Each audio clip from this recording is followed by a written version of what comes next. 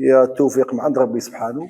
انا اليوم التحقت بليكيب، كانت عندي درايه على الامكانيات الفرديه والجماعيه تاع اللاعبين، باسكو كنت دون ان كلوب وين لعبت معاهم ديجا في البرومي ماتش تاع الشامبيون.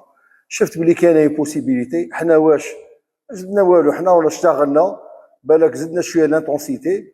وما نساوش نشكروا لو ستاف تكنيك كوش اللي كان قبل ما نلتحق انايا، الشيخ مفدي شردود على المجهودات اللي قام بها طيله 7 اشهر. حنا كي جيت لقيت في ليكيب سو لو بلون فيزيك ديجا واجده، يجوا ناشفين.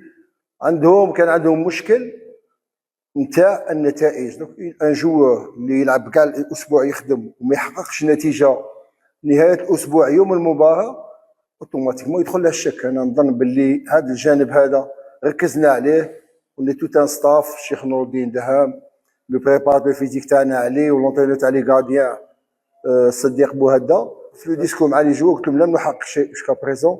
ليكيب لازمو الا قلنا نردوها في المكانه تاعها، نتعاونوا عليها، نزيدوا نشتغلوا اكثر، وان شاء الله يكونوا نتائج احسن في المقبل القريب ان شاء الله.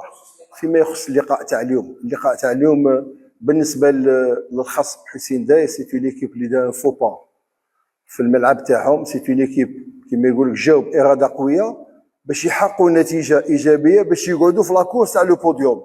الو بالنسبه لنا اليوم حقنا كيما يقول عصفورين بحجر، دخلنا لي 3 بوان لازمو وقلعناهم لاكورس. سيتي لو كونكورون ديريكت تاعنا تاع البوديوم. انا نظن دوكا عندنا نيكار ما بيننا وبينهم تاع 6 نقاط، من المستحيل ومن الصعب يعاودوا يلتحقوا بالمرتبه هذه. حنا اليوم مدينا تعليمات اللعابه باش نلعبوا بنفس الاراده اللي لعبنا فيها المقابله المقبله الفارطه ضد القليعه. لا بروميير ميطون بالك لونطام تاعنا ما كانش كما كنا متمنيين، ومن بعد دخلنا في المقابله ضيعنا 3 فرص، تحصلنا على ضربه جزاء ضيعناها، والفوتبول في هذه. اون دوزيام ميطون مدينا تعليمات اضافيه للاعبين تاعنا باش نزيدوا الضغط في المنطقه تاع الخصم، نحتموا عليهم لافوت، وحتمنا عليهم يلعبوا طويل، ما خليناهمش يلعبوا.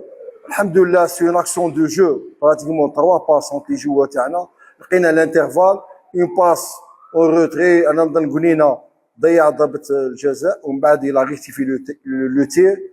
وهذا يدل على شيء، يدل بلي عندك لاعبين عندهم لا كاليتي